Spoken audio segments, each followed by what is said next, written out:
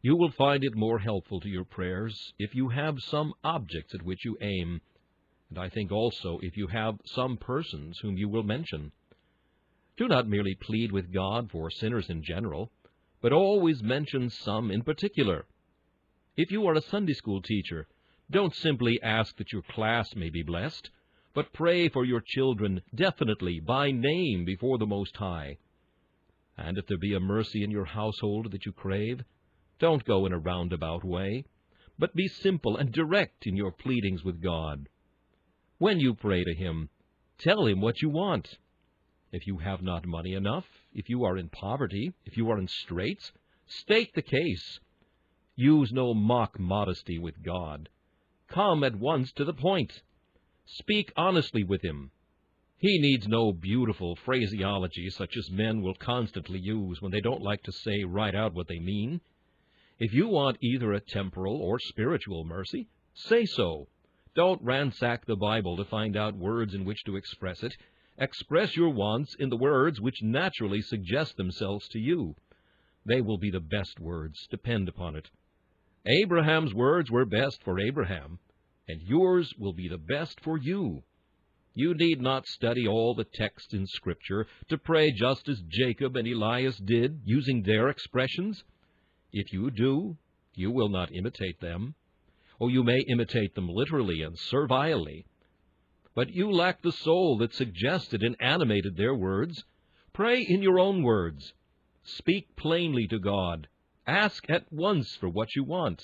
Name persons, name things, and make a straight aim at the object of your supplications, and I am sure you will soon find that the weariness and dullness of which you often complain in your intercessions will no more fall upon you, or at least not so habitually as it has heretofore done.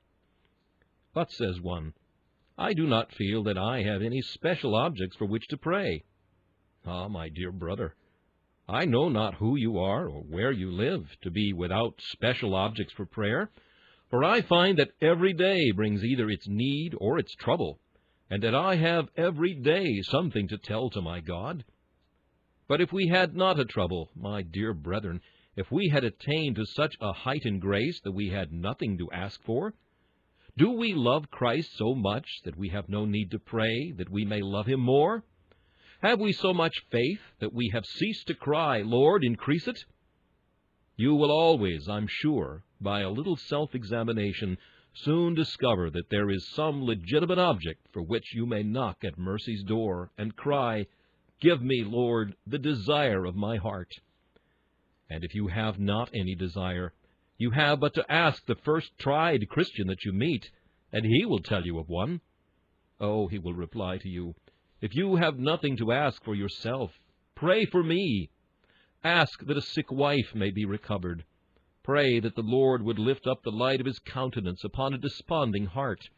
Ask that the Lord would send help to some minister who has been laboring in vain and spending his strength for naught. When you have done for yourself, plead for others. And if you cannot meet with one who can suggest a theme, look on this huge Sodom, this city like another Gomorrah lying before you. Carry it constantly in your prayers before God, and cry, Oh, that London may live before Thee, that its sin may be stayed, that its righteousness may be exalted, that the God of the earth may get unto Himself much people out of this city. Equally necessary is it with a definite object for prayer, that there should be an earnest desire for its attainment. Cold prayers, says an old divine, asks for a denial. When we ask the Lord coolly and not fervently, we do, as it were, stop His hand, and restrain Him from giving us the very blessing we pretend that we are seeking. When you have an object in your eye, your soul must become so possessed with the value of that object, with your own excessive need for it, with the danger which you will be in unless that object should be granted, that you will be compelled to plead for it as a man pleadeth for his life. There was a beautiful illustration of true prayer addressed to man in the conduct of two noble ladies, whose husbands were condemned to die and were about to be executed, when they came before King George and supplicated for their pardon. the king rudely and cruelly repulsed them. George the First, it was very like his nature. And when they pleaded yet again and again and again, they could not be gotten to rise from their knees. They had actually to be dragged out of court, for they would not retire until the king had smiled upon them and told them that their husband should live. Alas, they failed. But they were noble women for their perseverance in thus pleading for their husbands' lives.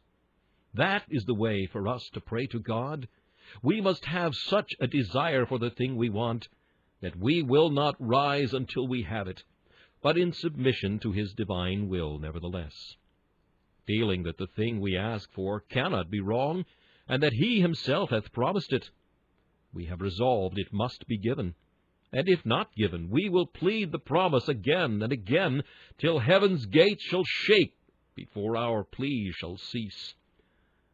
No wonder that God has not blessed us much of late, because we are not fervent in prayer as we should be.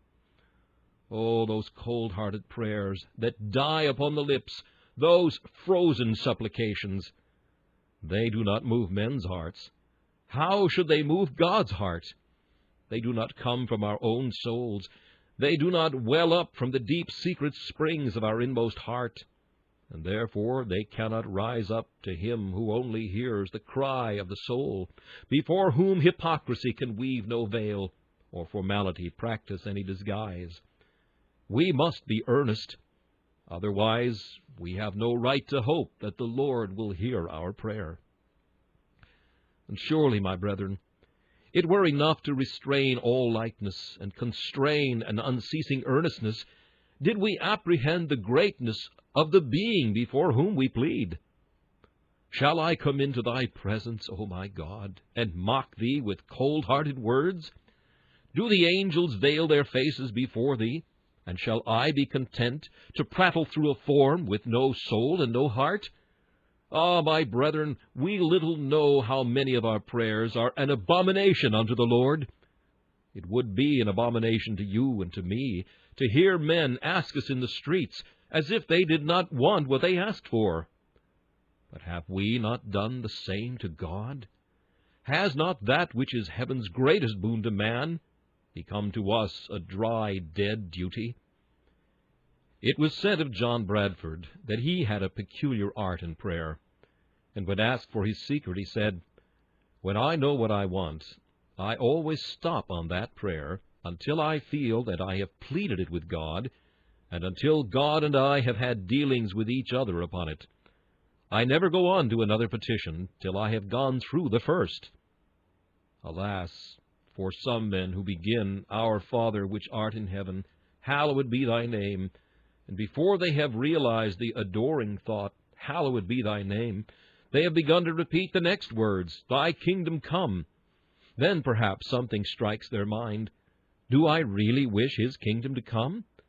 If it were to come now, where should I be?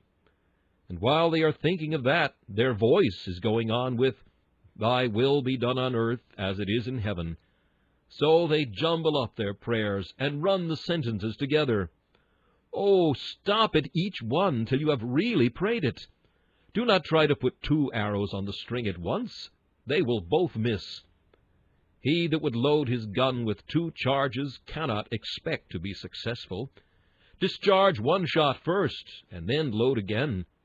Plead once with God and prevail, and then plead again. Get the first mercy, and then go again for the second. Do not be satisfied with running the colors of your prayers into one another, till there is no picture to look at, but just a huge daub, a smear of colors badly laid on. Look at the Lord's Prayer itself. What clear, sharp outlines there are in it.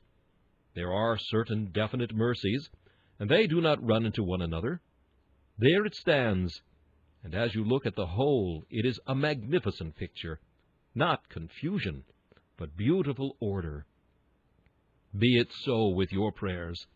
Stay on one till you have prevailed with that, and then go on to the next. With definite objects and with fervent desires mixed together, there is the dawning of hope that you shall prevail with God.